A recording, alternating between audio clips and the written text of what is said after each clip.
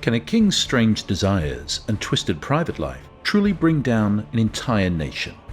In the case of Spain's Ferdinand VII, the answer may well be yes. Once celebrated by his people as the Deseado, he would later be cursed as the Felon King, most remembered for bringing his country to the edge of ruin and possessing one of the most unsightly phalluses in history.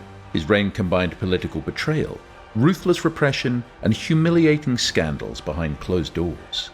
From his early years in a toxic royal household, to marriages filled with fear and tragedy, to reckless decisions that threw Spain into civil war, Ferdinand's life was a mix of personal vice and national disaster. So why did he end up with all these names? Today we uncover the shocking story of Ferdinand VII. Welcome. Ferdinand was born on October 14, 1784, in El Escorial, the vast palace monastery near Madrid that symbolized the power of Spain's monarchy. He was the eldest surviving son of King Charles IV and Queen Maria Luisa of Parma. From the moment of his birth, he was expected to one day rule one of the largest empires in the world. But the royal household he grew up in was not a place of unity or warmth. It was a court full of rivalries, mistrust, and open hostility between family members. The most damaging relationship in young Ferdinand's life was the one with his mother, Queen Maria Luisa. Queen Maria Luisa was notorious for her sharp tongue, political influence, and open favoritism towards her lover, Manuel Godoy, the Prime Minister of Spain. Godoy had risen from the ranks of the royal guard to become the most powerful man in the country, and Maria Luisa supported him at every step. While Charles IV preferred to avoid direct rule and left much of the governing to others, Maria Luisa and Godoy took control of Spain's political life. They were a powerful pair, but they had little affection for the king's eldest son. Ferdinand's relationship with his parents, especially his mother, was deeply hostile. He despised her for her dominance in the court and for her open relationship with Godoy. In return, Maria Luisa seemed to genuinely dislike her son. This was not just a quiet dislike kept behind palace walls. The queen trusted Godoy far more than her own child, and she often supported decisions that hurt Ferdinand's standing in the royal family. As he grew older, Ferdinand realized that Godoy's presence at court was a direct threat to his future as king. Godoy actively kept Ferdinand away from government affairs. Ferdinand was excluded from important councils and state matters, treated as if he were too immature or untrustworthy to be involved.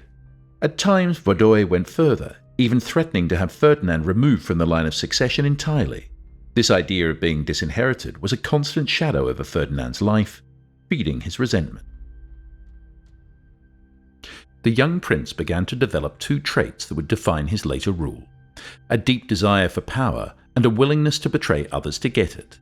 By his early 20s, he had formed a circle of allies who shared his hatred of Godoy. Many in Spain also despised the prime minister, blaming him for corruption, political mistakes, and the country's growing weakness against foreign powers.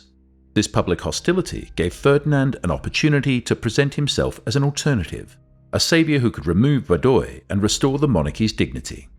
In 1807, this growing opposition took shape in what became known as the El Escorial Conspiracy. Ferdinand and his supporters decided to take their plans beyond gossip and into action. The plot was bold and dangerous. They would secretly reach out to Napoleon Bonaparte, the powerful Emperor of France, to help remove Godoy from power and force Charles IV to abdicate in favor of his son. In other words, Ferdinand was willing to work with a foreign ruler to overthrow his own father. The conspiracy did not stay secret for long. Godoy learned of the plan and immediately informed King Charles IV.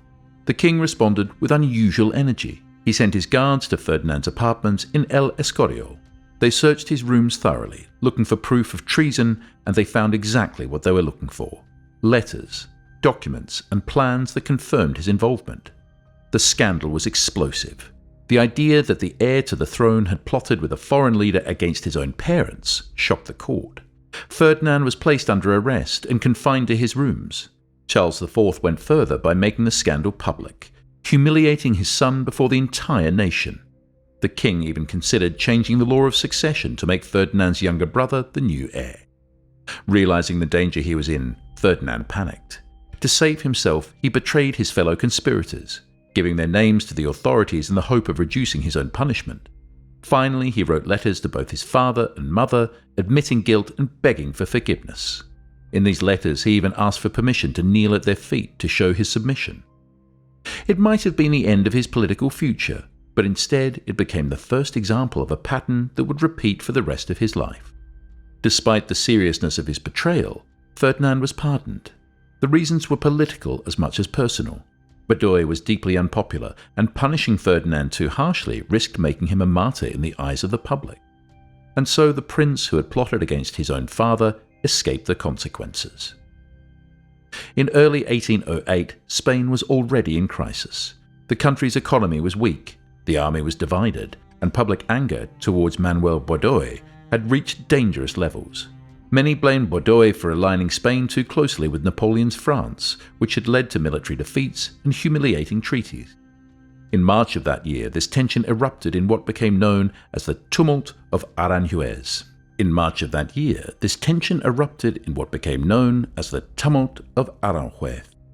The uprising began when crowds, encouraged by factions at court, surrounded the royal residence in Aranjuez. Protesters demanded Baudouin's arrest and removal of Charles IV. Under intense pressure and fearing for his safety, Charles dismissed Baudouin and soon after abdicated the throne in favour of his son. Ferdinand, who only months earlier had been accused of treason, was suddenly the King of Spain.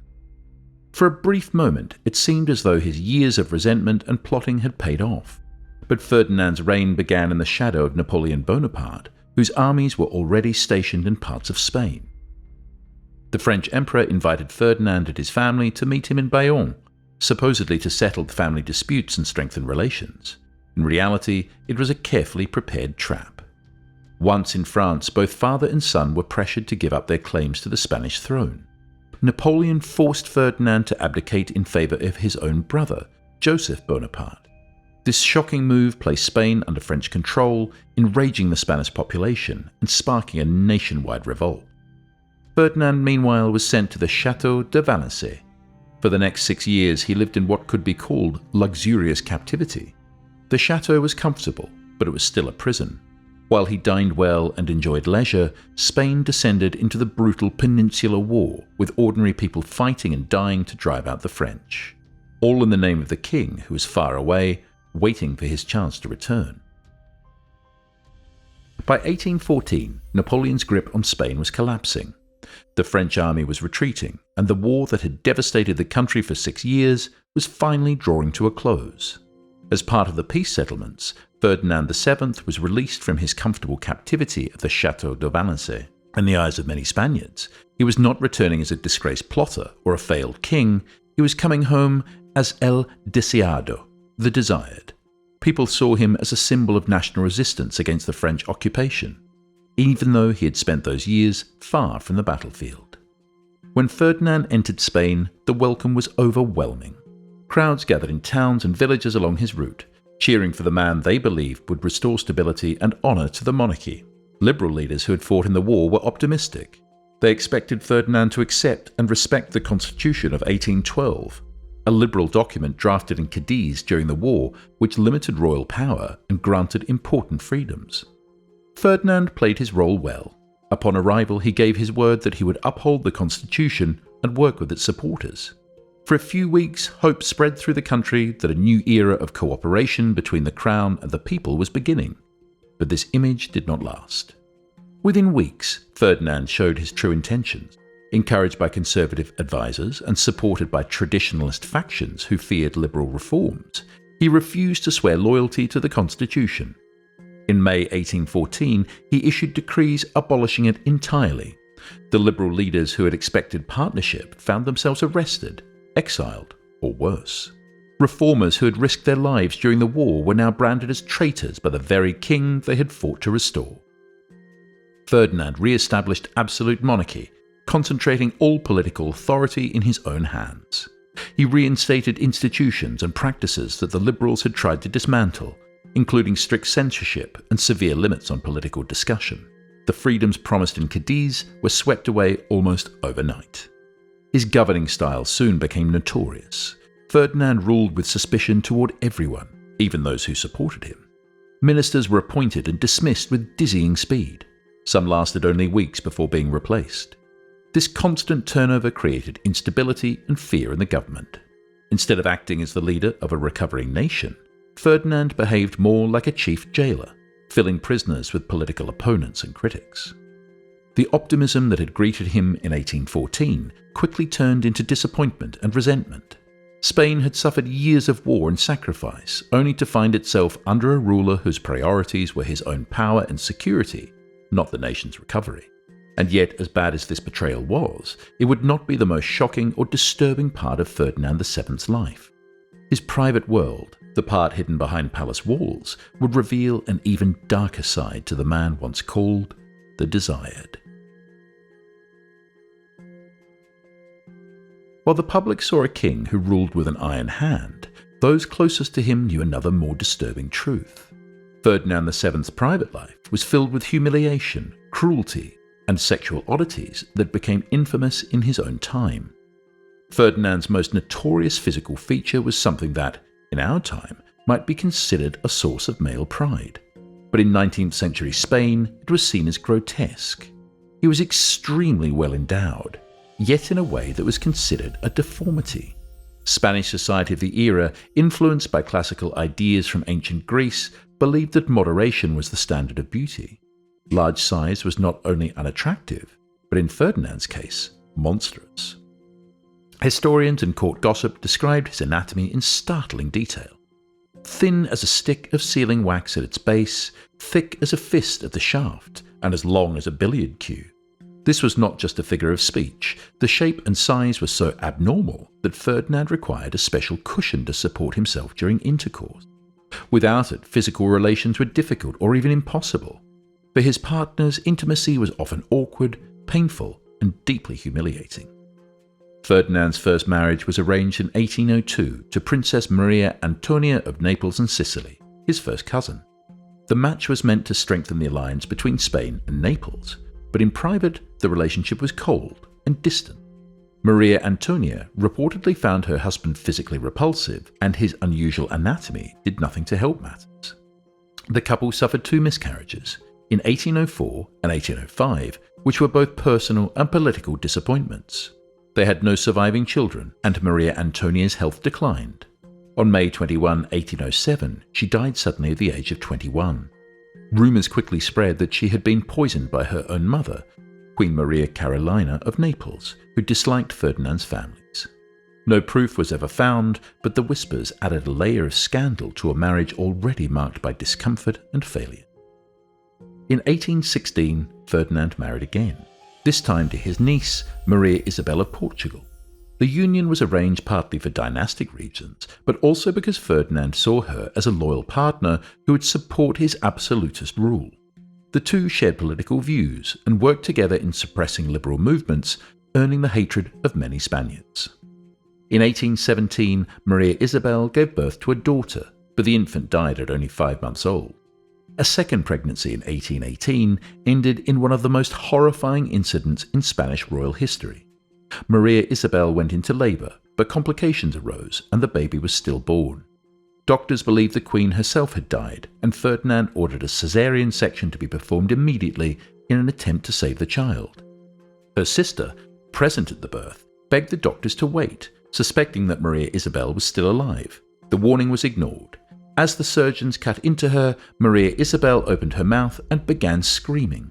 She bled to death on the table. She was only 21 years old.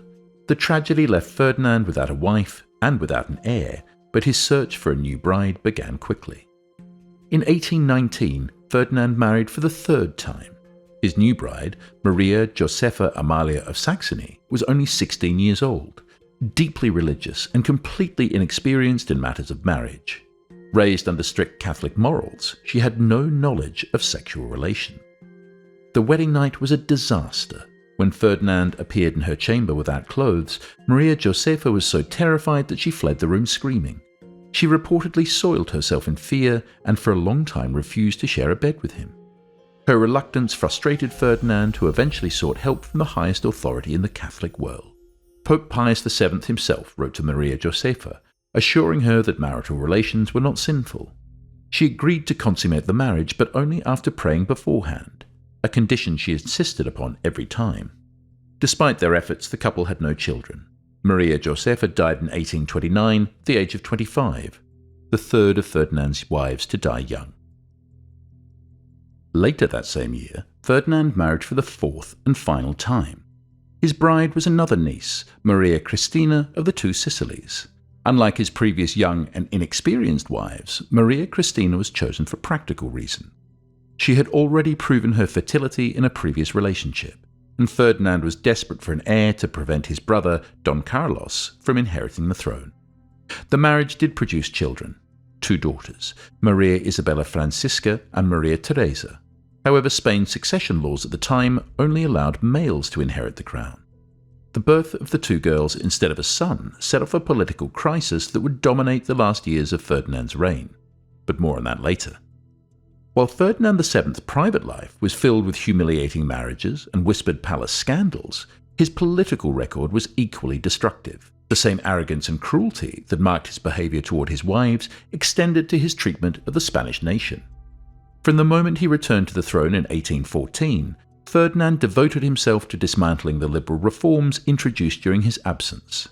The Constitution of 1812 we already mentioned, a symbol of hope for those who wanted a modern constitutional Spain, was one of his first targets.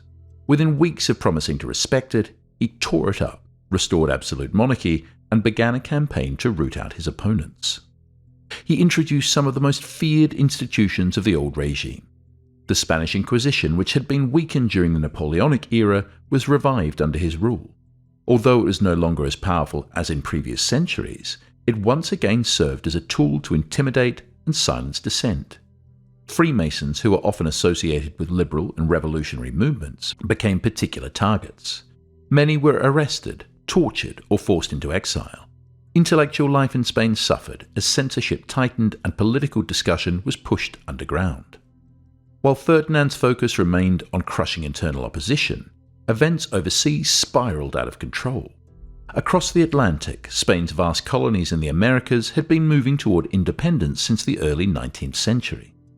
Wars of liberation in places like Argentina, Chile, Colombia, Mexico, and Peru gained momentum during his captivity in France. After his return, Ferdinand refused to negotiate with the revolutionary leaders, insisting on total submission to the crown. Instead of restoring Spain's influence, this hardline stance accelerated the loss of nearly all its colonies. By the mid-1820s, Spain retained only Cuba, Puerto Rico, and the Philippines, a fraction of a once mighty empire. The loss of the Americas devastated Spain's finances. Colonial trade had been one of the crown's main sources of revenue. With that income gone, the treasury sank deeper into debt. Taxes increased, but corruption and mismanagement drained what little money remained. The army, already stretched thin by colonial wars, became a further burden on the state budget. Ferdinand's grip on power was also maintained with the help of foreign intervention.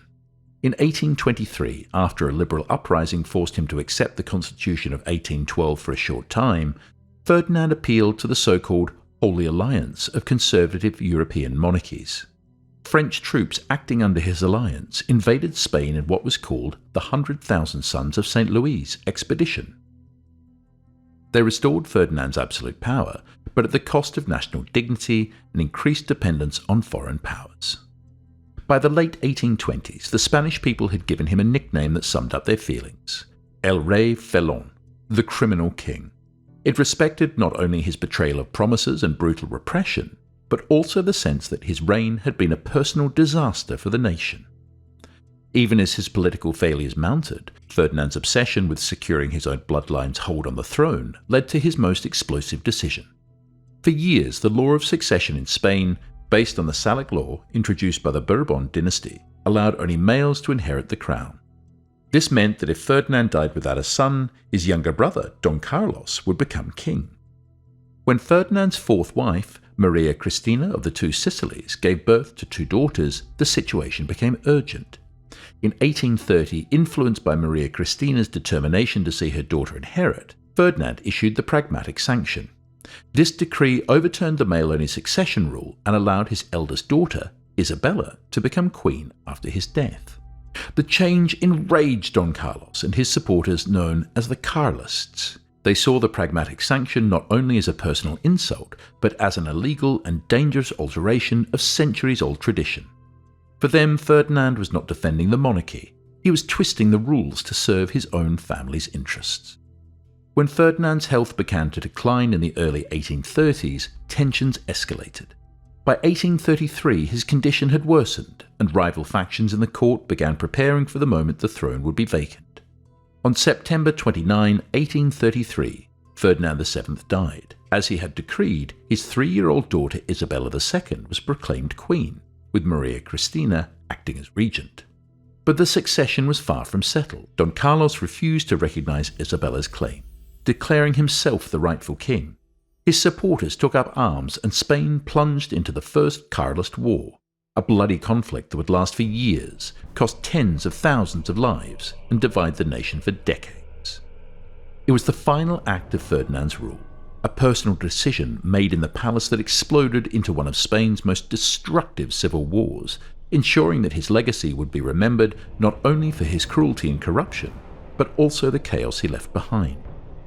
Ferdinand VII will forever be remembered as the most perverted king, a ruler whose legacy mixed scandal in the bedroom with disaster in the throne room. History recalls his infamous anatomy, his humiliating relationships, and his shocking choice to marry multiple nieces. His wives' stories tell of fear, trauma, and tragedy, while his political record reveals a man who was cowardly, selfish, and vengeful. Many historians agree he was the worst ruler Spain ever had. But what do you think? Did he truly deserve all these titles? Share your thoughts in the comments, and don't forget to subscribe for more stories like this one.